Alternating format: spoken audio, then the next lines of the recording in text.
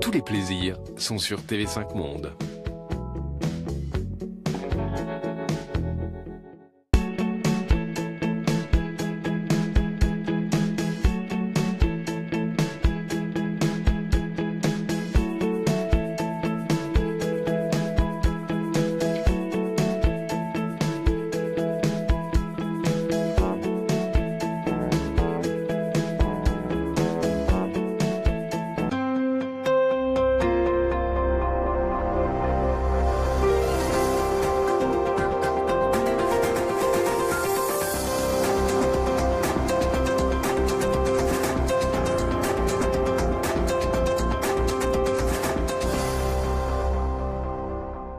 Bonjour, bienvenue à Cotonou, la capitale économique du Bénin, pour un nouveau grand entretien de TV5 Monde International avec RFI et le journal Le Monde. Notre invité aujourd'hui est le président de la République du Bénin, Patrice Talon. Il a été élu il y a 2 ans à la tête de ce pays, souvent présenté comme le pionnier de la démocratie en Afrique de l'Ouest, depuis sa conférence nationale en 1990 et la fin du parti unique.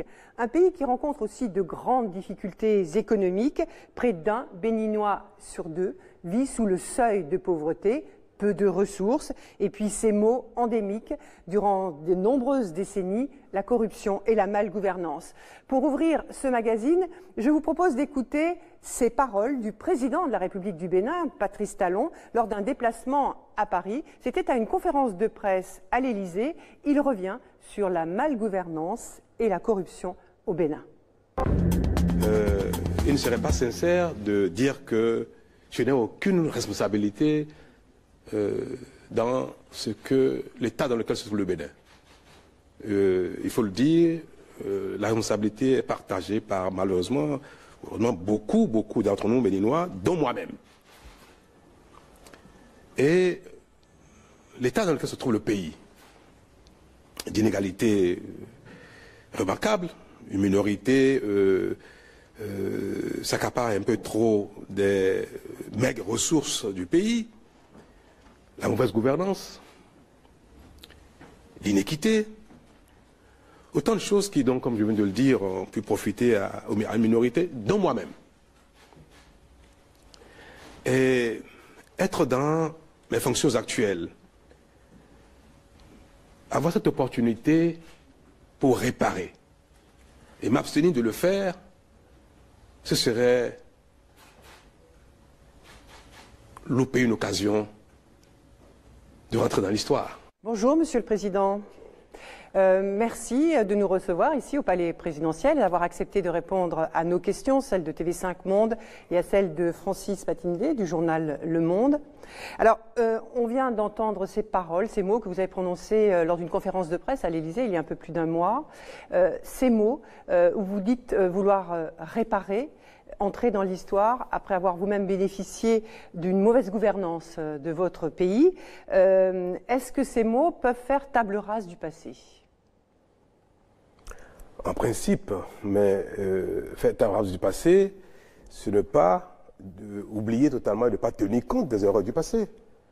Et en tous les cas, ce que je viens d'entendre, que j'ai dit à Paris, se passe de commentaires. Vous savez, madame, à mon âge, et pour la place, le rôle qui ont été les miens, et celui, le rôle notamment de l'élite, qu'elle soit économique, intellectuelle ou politique, justifie bien cet aveu que je dis, que nous avons une responsabilité partagée. Le pays est dans un état de pauvreté, de situation aujourd'hui, qui nécessite une prise de conscience. Et c'est bien cela qui motive, c'est ce que je voulais dire. C'était un message adressé à une autre partie de l'élite dont vous venez de parler ? Tout à fait. Tout à fait. Monsieur le Président, il y a un peu moins d'1 an, vous avez informé dans le détail vos compatriotes sur votre état de santé. Vous avez subi à Paris une double intervention chirurgicale. Il y a un cancer de la prostate pris à ses débuts. Comment vous sentez-vous aujourd'hui? Est-ce que vous allez mieux, Monsieur le Président? Je vais bien, je touche du bois, je me sens bien, mes contrôles sont satisfaisants, j'espère que ce mal est derrière moi. Il n'y a pas eu de communiqué, de bilan de santé de fait depuis?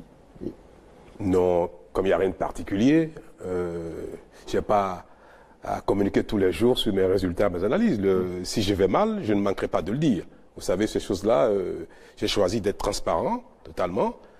Et donc, il n'est pas utile qu'à chaque trimestre, à chaque semestre, je communique mon bulletin de santé. Mais tout va bien. Le détail, vous avez donné des détails, vous êtes allé plus loin que beaucoup de chefs d'État. Est-ce que c'est un choix délibéré? Tout à fait. Ces détails ont coupé court aux rumeurs. Je n'aurais pas fait que ce qu'aujourd'hui, il y aurait beaucoup de rumeurs sur mon état de santé. Qu'est-ce qu'il a eu, de quoi il a souffert?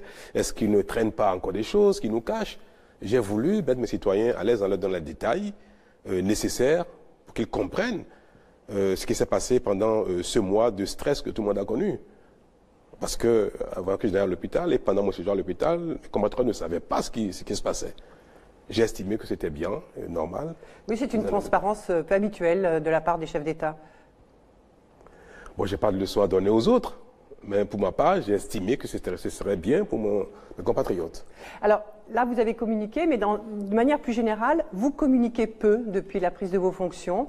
Est-ce que c'est quelque chose qui vous reste de vos fonctions passées? Dans le monde des affaires, le silence est d'or. Et est-ce que vous ne regrettez pas de ne pas avoir communiqué plus tôt, peut-être, compte tenu de la grogne sociale qui s'est développée dans le pays? Est-ce que vous n'auriez pas dû expliquer un peu plus votre politique, vos réformes?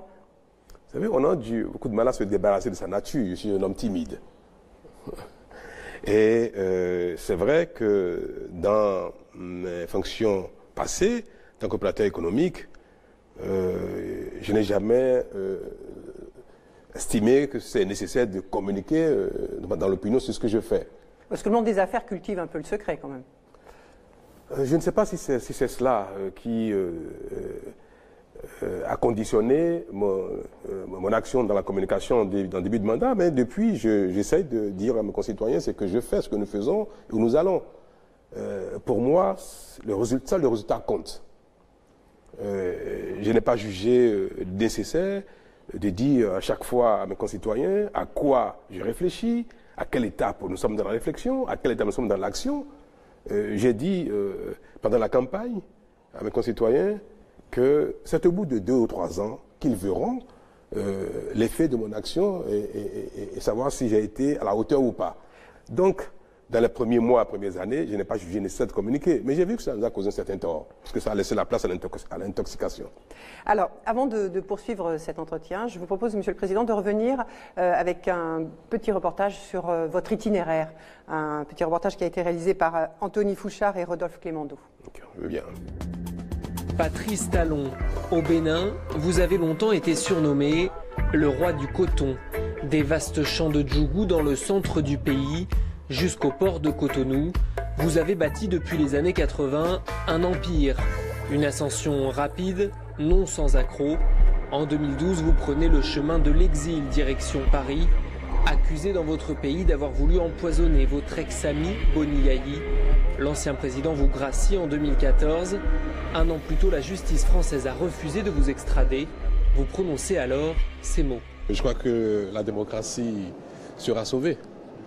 J'apporterai ma pierre à cela, comme j'ai commencé à le faire depuis bientôt 1 an et demi, 2 ans. C'est le début de votre campagne présidentielle. Vous voulez incarner la rupture avec de vastes chantiers publics. Votre objectif, relancer l'économie. Je ferai de mon mandat unique une exigence morale en exerçant le pouvoir d'État avec dignité et simplicité. 5 ans pour faire décoller un pays où près d'1 habitant sur 2 vit sous le seuil de pauvreté. Éradiquer la corruption, attirer les investisseurs.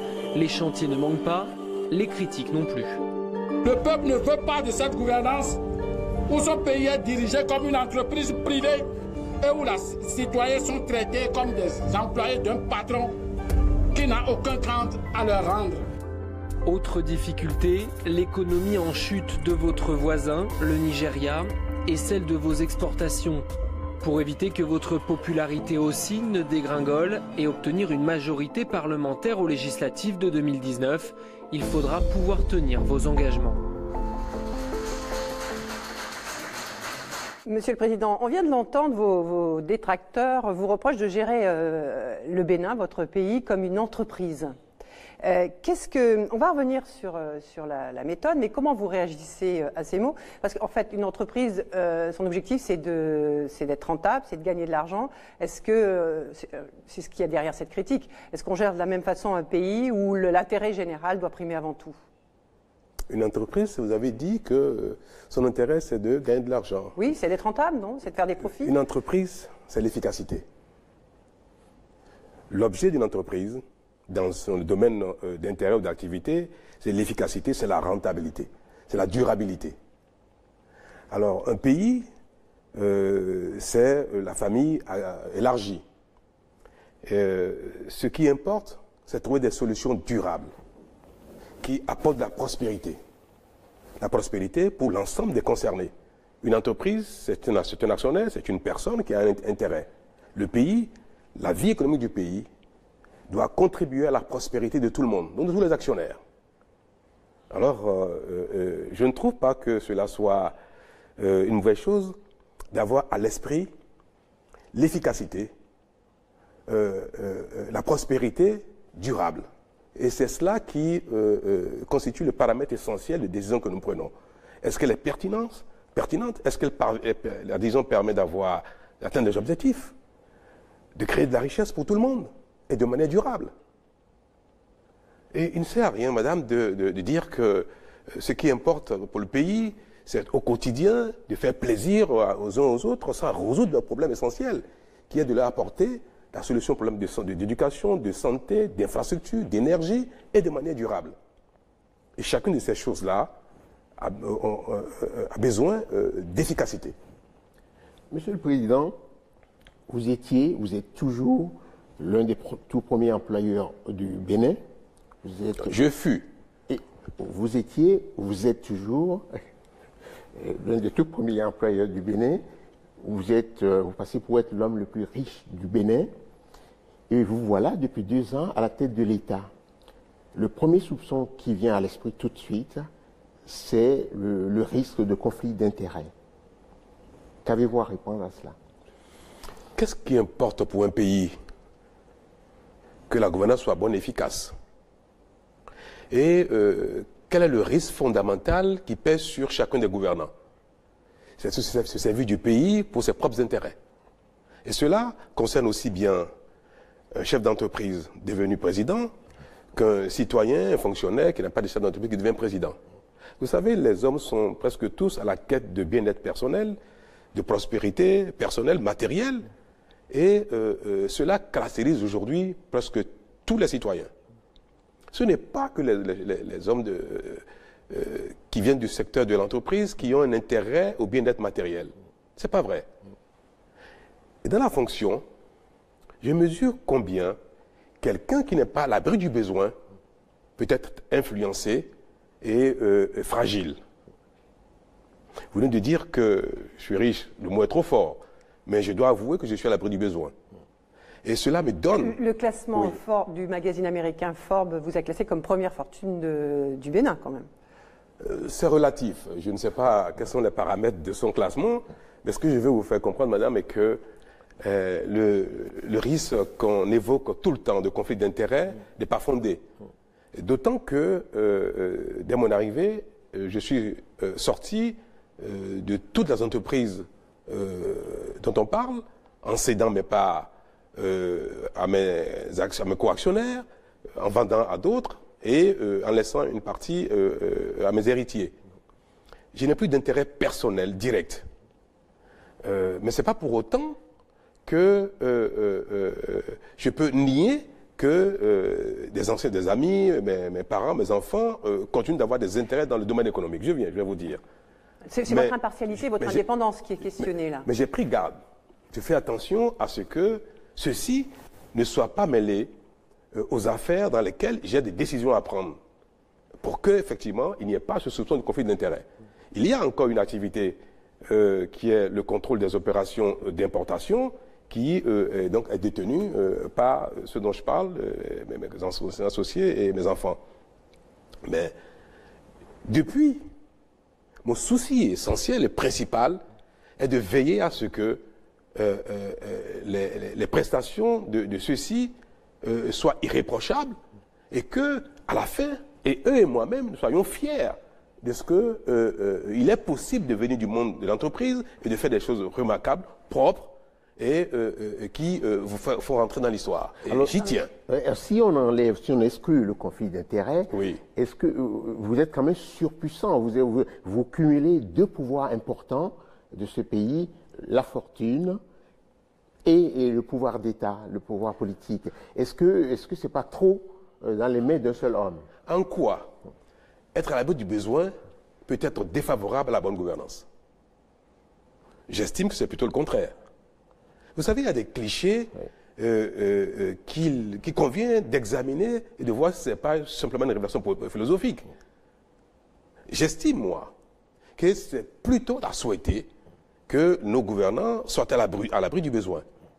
Et combien de fois on observe, surtout en Afrique, que les gouvernants sont tentés de constituer une fortune quand ils sont au pouvoir pour assurer le confort quotidien, le confort pour les enfants et les générations à venir. Donc quelqu'un qui a assuré cela est débarrassé de ce genre de préoccupations et d'influence et peut travailler avec efficacité. Je vais vous dire quelque chose. Ceux qui font ces critiques en général et qui y tiennent, c'est parce qu'ils font une transposition entre ce qui peut relever de leur propre personnalité, de leurs propres aspirations. Ils le transposent sur celui qui est dans la fonction et qui n'a plus cette préoccupation.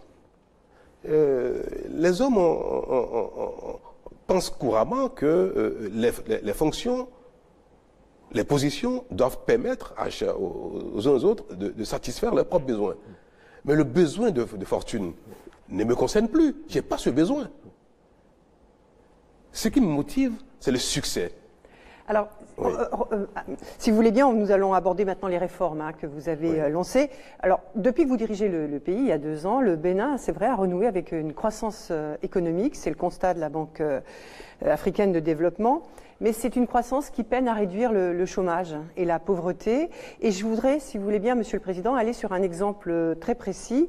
Depuis janvier 2017, vous avez lancé ce qu'on appelle des opérations de déguerpissement. C'est-à-dire que vous nettoyez les grandes villes de cette économie informelle qui encombrait les trottoirs, les terre-pleins et même les voies de circulation. Donc tous ces gens-là ont été délogés, mais il semble qu'il n'y ait pas eu de mesures d'accompagnement, et pourtant ce sont des gens qui faisaient vivre des familles entières. Cette économie informelle faisait vivre des familles entières. Est-ce qu'il n'y a pas des mesures à prendre pour accompagner ces personnes? Vous avez parlé de 2 choses, madame. Vous avez dit qu'on observe une certaine croissance de notre économie, mais qu'elle n'a pas généré de l'emploi. Je vais vous faire comprendre que l'emploi ne se décrète pas. L'emploi vient à la suite d'un processus de relance de l'économie. Et je peux vous dire que les indicateurs sont bons et qu'il y a de la création d'emplois qui s'annonce et qui s'entrevoit, et que dans quelques années, nous verrons bien de manière assez visible et palpable les effets de cette croissance économique et de la bonne gouvernance qui nous tient tant à cœur. Mais Monsieur le Président, l'urgence, c'est peut-être aussi la pauvreté. Près de 1 Béninois sur 2. Mais comment voulez-vous, en quelques mois, transformer la vie de 11 millions de personnes qui sont sorties de la seuil de la pauvreté en quelques mois? Le Bénin n'est pas un pays qui a du pétrole. En 2 ans. En 2 ans, d'accord. Mais à quoi vous pensez? Donnez-moi un exemple. Non, mais... Vous connaissez un pays dans lequel on a pu, en quelques mois, en 2 ans, avoir une action qui a pu transformer le sort de 11 millions de personnes du jour au lendemain? Est-ce que ce que nous faisons est de nature à construire une économie prospère, durable? Est-ce que nous faisons de nature à apporter de l'énergie aux populations de manière durable? Ce qui n'était pas le cas. Apporter de l'eau, de l'éducation, de la santé, et à créer les conditions favorables à l'investissement créateur d'emplois. Et quand vous avez pris des mesures, vous êtes en train d'assainir la justice, l'administration, pour favoriser l'investissement. Il faut bien que l'investissement se fasse et pour créer les emplois. Donc, il faut du temps pour que les effets de l'assainissement du pays, de la bonne gouvernance et des tests que nous prenons pour favoriser l'investissement permettent à l'investissement de se faire, et l'investissement ne se fait pas en claquant les doigts. Une usine a besoin d'études, a besoin d'implantation, a besoin de mobilisation de financement avant de pouvoir donc recruter. Donc tout cela nécessite un certain temps. Il y a beaucoup d'impatience, madame. Monsieur le Président, pour revenir au déguerpissement, est-ce que la mesure a été pensée?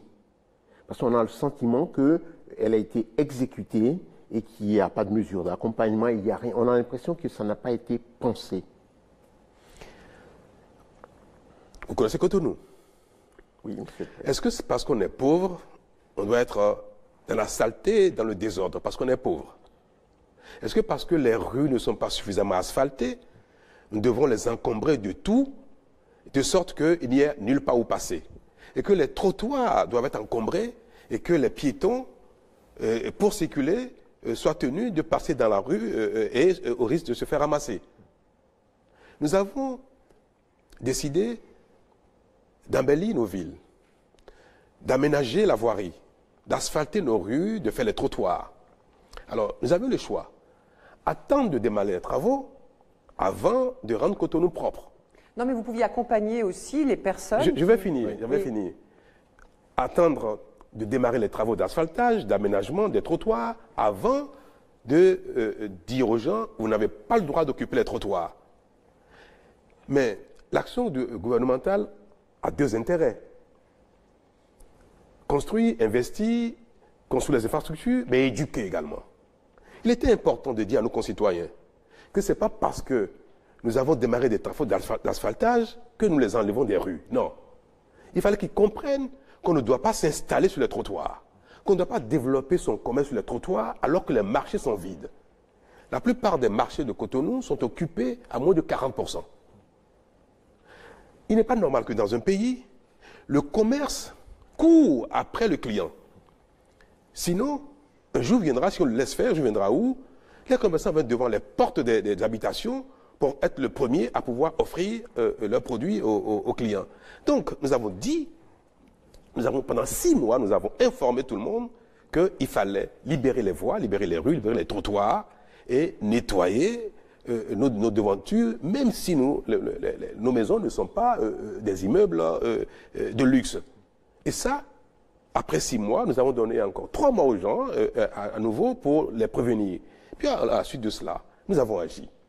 Nous avons demandé aux gens de retourner dans les marchés ou alors de tenir leur commerce de proximité dans leur maison en ouvrant une lucarne, une ouverture dans la rue pour faire le petit commerce. Mais on ne peut pas nous reprocher d'avoir demandé aux commerçants, aux petits marchands, que le trottoir, la rue, n'est pas le lieu approprié pour faire du commerce. Mais nous n'avons pas supprimé l'activité de ceux-ci. Je vais vous donner un exemple.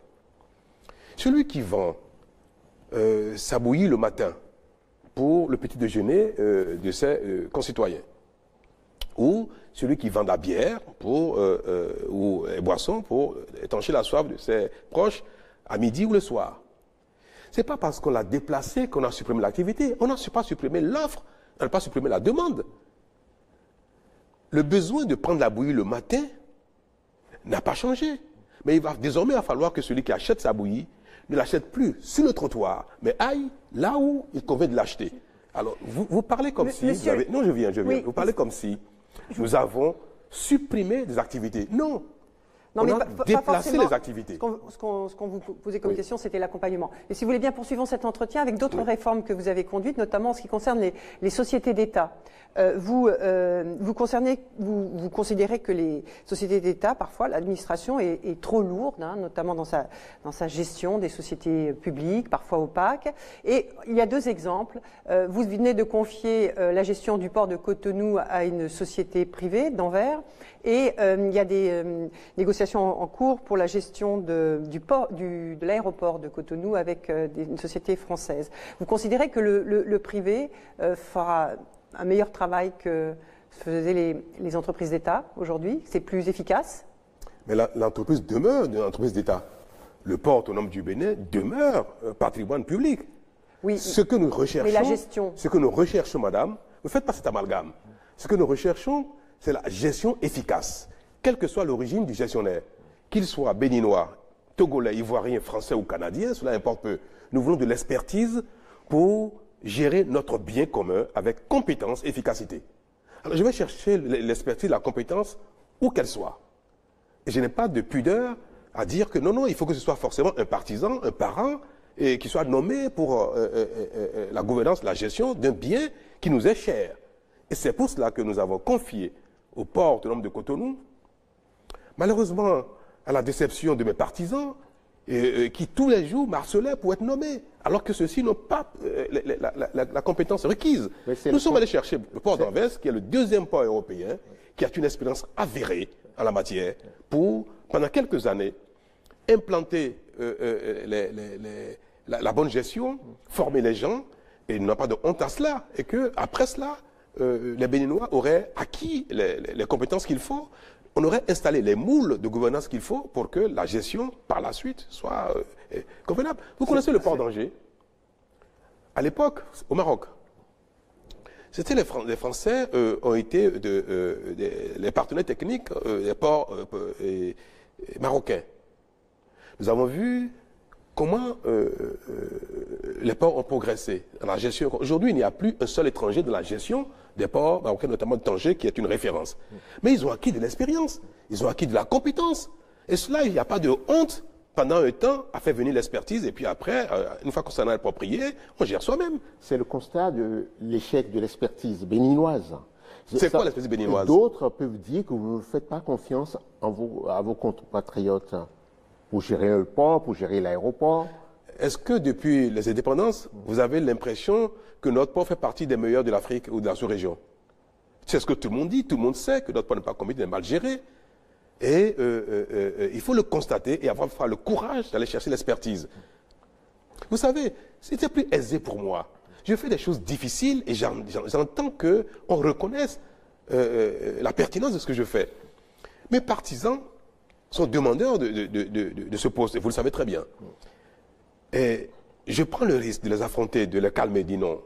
Et vous qui voulez le faire, vous êtes professeur d'histoire, vous êtes un médecin, et vous voulez être directeur général du port de notre Cotonou. En quoi votre expertise nous permettra de faire du port de Cotonou le plus compétitif dans cette région? Et est-ce que ce n'est pas un mérite de dire non à ses parents, à ses partisans, Monsieur le Président, et d'aller chercher l'expertise? Je me permets de vous interrompre parce que je voudrais qu'on parle d'un autre sujet, mais qui est toujours économique, c'est celui du chemin de fer. Oui. C'est un grand chantier qui avait été, puisqu'il s'agit de réhabiliter et étendre le réseau ferroviaire sur 3000 km de rails entre le Niger et le Bénin. C'est un chantier qui a d'abord été confié aux Français, au groupe Bolloré. Ensuite, il y a eu une décision de justice. Il a été confié à un groupe béninois, Pétrolin. Et puis, vous avez décidé, parce que vous disiez qu'il y avait un embroglio juridique, de le confier maintenant aux Chinois. Alors, ma question elle est très simple, c'est comment convaincre aujourd'hui des entreprises d'investir au Bénin si du jour au lendemain, ce qui avait été décidé un jour est remis en jeu le lendemain? Il faut avoir le courage d'apprécier l'efficacité de notre décision et savoir changer de cap si c'est nécessaire. Ce n'est pas le faire qui serait un péché. Ce que vous évoquez est plus compliqué que ça. Le chemin de fer béninois, bénino-nigérien, a fait l'objet d'un appel d'offres et pour sa concession. Et une entreprise béninoise, gérée en tout cas appartenant à un béninois, Pétrolin, a été adjudicataire. Mais le processus n'a pas abouti. Et les deux États n'ont pas signé la concession à cet adjudicataire. Donc, il y a un certain acquis, puisque la société Pétrolin a été nommée adjudicataire. C'était avant ma prise de fonction, avant que je sois dans les lieux. Donc, celle-ci a été nommée adjudicatrice, mais n'a pas obtenu la concession que lui conférait l'adjudication. Puis, pendant que elle s'affairait à obtenir la concession, les deux États, les deux gouvernements, ont entrepris de signer une convention de concession avec une autre entreprise qui s'appelle Bolloré. Qui avait construit déjà, dès qu'elle a eu cette concession, et c'est de là qu'est né le conflit. Pétrolin dit non, moi je suis adjudicateur d'un appel d'offres. Vous n'êtes pas allé au bout du processus. Je n'ai pas pu jouir du contrat de concession. Et ce contrat de concession, vous venez de le donner à Bolloré sans appel d'offres. Quelque part, Petrolin a eu raison de contester la concession qui a été signée avec Bolloré. Alors pourquoi les Chinois, Monsieur le Président? Je vais vous expliquer. Mais Bolloré, ayant en main un contrat signé en bonne et due forme, a commencé l'exploitation des investissements. Oui. Et cela, donc, comme je vous ai dit, a donné lieu à un imbroglio juridique terrible, d'autant qu'il s'agit de deux États, puis de deux opérateurs économiques dans un environnement pas évident. Quand nous sommes arrivés, j'ai pu constater que ce genre de conflit paralyse une évolution normale de la concession de Bolloré. J'ai rencontré Bolloré et je lui ai fait comprendre qu'il est nécessaire qu'on trouve une porte de sortie. Puis j'ai évoqué un autre problème, un autre sujet, une autre préoccupation. Le chemin de fer est un outil, est un bien qui nécessite beaucoup d'investissement. Et économiquement, il n'est pas évident que le financement commercial, que le crédit commercial soit en mesure de financer les besoins. Il faut aujourd'hui, pour faire le chemin de fer convenable entre le Bénin et le Niger, il faut au moins 4 milliards de dollars. C'est énorme. Ce n'est pas une somme que le secteur privé peut mobiliser dans un... Vous aviez peur d'un chemin de fer de bas de gamme concernant le groupe Bolloré, c'est ce que vous avez dit? C'est pratiquement le choix qu'avaient fait les autorités bédo-nigériennes. Parce que les montants à investir n'étaient pas destinés de renouveler totalement le chemin de fer avec du neuf et de développer le chemin de fer comme il convient. Donc, comme le financement nécessaire était trop important, le choix a été de réhabiliter l'existant sans faire du neuf. Et c'était un choix clair, hein, bien dit.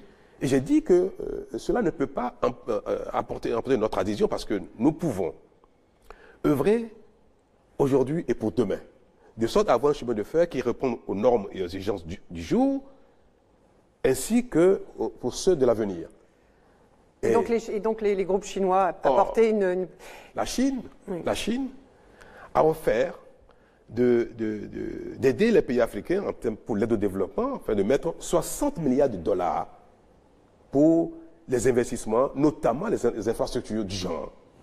Ce ne serait pas intelligent de ne pas aller chercher cette opportunité de financement pour résoudre le problème de l'OCDE, du chemin de fer. Et c'est en cela que j'ai dit au président du Niger, que j'ai dit à M. Bolloré et à M. Petrolin, vous ne serez jamais en mesure de financer le chemin de fer conforme à nos ambitions. Retirez-vous, on va vous retirer à l'amiable, et nous irons chercher le financement chinois pour le faire. C'est tout. D'accord. Monsieur Francis. Oui, je voudrais vous poser deux petites questions de politique nationale très rapidement.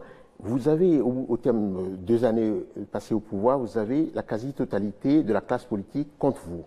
Il y a eu une réunion récente regroupant 2 anciens présidents et des personnalités politiques de premier plan. Comment vous réagissez à cela, à votre impopularité, en tout cas au niveau de la classe politique? Et la deuxième question, il se dit souvent, et c'est du côté de vos opposants, que vous n'aimez travailler qu'avec les vôtres. Est-ce que vous aimez plus votre famille que les autres Béninois?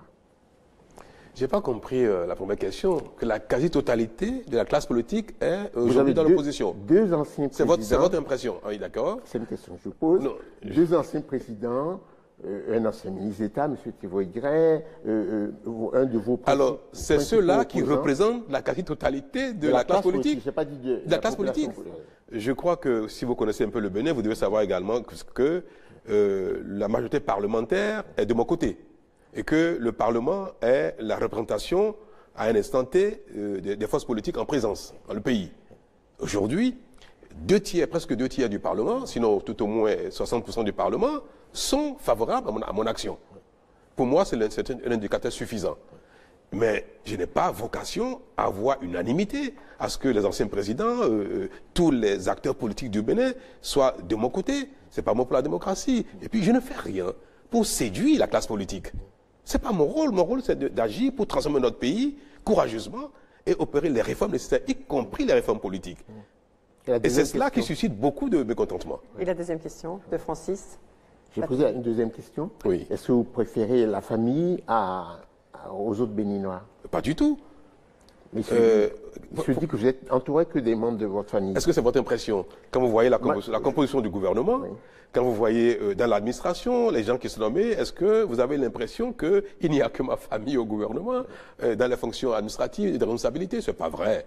Mais il se fait que si j'ai un parent qui est béninois et qui peut jouer un rôle, je ne vais pas m'empêcher de le faire juste parce que il porterait le même patronyme que moi. Monsieur le Président, puisque vous parlez du gouvernement, vous savez qu'aujourd'hui dans le monde entier, on parle beaucoup de la place et des droits des femmes. Aujourd'hui dans votre gouvernement, il y a 22 ministres, 4 femmes. Donc c'est très peu. Très peu. Est-ce que vous n'avez pas trouvé de femmes en mesure d'occuper des postes dans votre gouvernement, ou est-ce que la parité n'est pas quelque chose qui vous soucie? Si. La parité me préoccupe. 4 femmes sur 22, c'est peu. C'est peu, c'est très peu. C'est vrai. Elle vous soucie peu. Je ne suis pas fier de ça, mais nous œuvrons à corriger cela, à motiver les femmes pour s'intéresser à l'action politique, à la vie politique. Et je pense que dans les temps à venir, les choses vont être corrigées au fur et à mesure qu'elles comprendront, qu'elles voudront et qu'elles seront plus actives dans l'action politique. Mais c'est le gouvernement où il y a le moins de femmes depuis ces dernières décennies, je pense. Oui, mais je n'en fais pas un principe fondamental. Ce qui m'importe d'abord... La parité n'est pas quelque chose qui vous... C'est une préoccupation, mais elle ne prime pas, cette principe ne prime pas tout. C'est un objectif. C'est un objectif. C'est un objectif. Oui, mais je veux faire comprendre que ce n'est pas un objectif qui prime tout. Ce qui est important pour moi, c'est d'agir vite, efficacement. Et si je peux à la fois satisfaire toutes mes autres préoccupations, oui. Mais malheureusement, celle-là n'est pas encore satisfaite. Mais je n'en fais pas un principe, le principe essentiel et unique. Ce serait quand même pas intelligent de ma part de dire que si je n'ai pas 10 ministres sur les 22, alors il n'y aura pas de gouvernement. Parlons d'un autre sujet de société, des enfants. Ici, au Bénin, il y a un enfant sur 2, dont beaucoup de petites filles qui travaillent entre l'âge de 5 ans et de 17 ans. Un enfant sur 2, c'est pas vrai. Bon, en tout cas, il y a beaucoup d'enfants. Il suffit d'aller voir au marché, grand marché de Cotonou. Il y a beaucoup d'enfants qui travaillent. Et ça, c'est pour soutenir leur famille. C'est une tradition séculaire ici au Bénin. Est-ce que parmi les grands chantiers que vous avez ouverts, l'avenir de ces enfants en est un? Nous travaillons pour inverser cette tendance parce qu'effectivement, dans les sociétés africaines, les enfants aident les parents et beaucoup d'enfants sont parfois livrés à eux-mêmes et se retrouvent dans l'activité économique. C'est regrettable et nous agissons pour corriger ce genre de choses. Nous faisons beaucoup d'efforts et c'est bien pour ça que nous avons dans les zones rurales et pauvres, nous avons instauré la cantine scolaire pour favoriser la scolarisation des enfants et cela est en train de porter ses fruits. Il y a un élément qui a provoqué beaucoup de grogne dans le pays, c'est la tentative de supprimer le droit de grève dans certaines catégories socio-professionnelles, la santé, la justice. C'est une décision qui a été refusée par la Cour constitutionnelle, qui a dit que c'était dans la Constitution et qu'on ne pouvait pas remettre en cause ce droit. On pouvait aménager les conditions d'exercice de grève, mais toucher au droit de grève, est-ce que c'est pas d'une certaine façon toucher à la démocratie, Monsieur le Président? Vous êtes française? Oui. Est-ce que tout le monde a le droit de faire grève en France? Il y a des aménagements sur l'exercice du droit de grève. Est-ce que tout le monde a le droit de faire grève? Est-ce que l'armée fait grève en France? Non. Est-ce que la police fait grève en France? Mais on parle de la santé, là, Monsieur le Président. Alors, donc, ça veut dire qu'il y a des secteurs dans lesquels la grève n'est pas admise. Mais sur des secteurs... Est-ce qu'il y a des secteurs dans lesquels la grève n'est pas admise? Qui peuvent relever de la sécurité nationale. Est-ce que la santé... Mais voilà, madame. Donc, la question de savoir, est-ce que le secteur dans lequel on refuse la grève est un secteur sensible, vital, qui mérite la suppression de ce droit? C'est ça la question essentielle. C'est pas le fait... Est-ce que la santé... Madame, est-ce que la justice... vous me laissez finir, s'il vous plaît. Est-ce que la question qu'il faut se poser, ce n'est pas celle-là. Est-ce que le secteur dans lequel on refuse le droit de grève aux gens, est-ce que cela se vaut? Est-ce que cela mérite d'être supprimé? Il faut répondre à cette question au lieu de dire que le fait de retirer le droit de grève à certains acteurs est une atteinte à la démocratie. D'autant que dans tous les pays du monde, il y a des secteurs, je vous dis, madame, oui, il y a des secteurs dans lesquels la grève n'est pas admise. Au Bénin, depuis la décision de cette Cour dont vous parlez, au Bénin, il est établi que l'armée peut faire grève, que la police peut faire grève, que tout le monde peut faire grève. Est-ce que vous trouvez ça convenable? Nous sommes dans un environnement global, général, madame. Et il faut apprécier les questions selon le bon sens, qui est la chose quand même la mieux partagée au monde. Et je reviens là-dessus sur le principe de suppression de grève à certaines catégories de travailleurs. Ce principe est-il contraire à la démocratie? Non. Mais nous n'avons pas décidé de supprimer la grève dans tous les secteurs d'activité du Bénin, dans toute l'administration. Nous avons dit... C'est pas ce que j'ai dit. Mais c'est ce que vous avez dit. Non, ce n'est pas ce que j'ai dit. J'ai dit que c'était dans certaines catégories socioprofessionnelles, voilà. Monsieur le Président. Alors votre question devrait être, est-ce que le supprimer pour la justice, dans le secteur de la justice, est convenable? Et je vais vous dire qu'en France, le secteur de la justice n'est pas, le droit de grève ne s'exerce pas, les magistrats, les juges n'ont pas droit de grève en France. Au Togo, c'est le cas. Au Sénégal, c'est le cas. Dans la plupart des pays de la sous-région, c'est le cas. Mais au Bénin, les magistrats, les juges sont en grève tout le temps. Et nous avons dit qu'à l'instar des autres pays, pour que le Bénin soit attractif, parce que nous faisons des réformes pour améliorer les conditions de vie, d'attractivité de notre pays en termes d'investissement. Et le reproche fondamental qu'on nous fait, c'est que la justice, non seulement elle est corrompue, mais elle est inefficace, elle ne travaille pas, elle ne fonctionne jamais. Ces gens sont tout le temps en grève.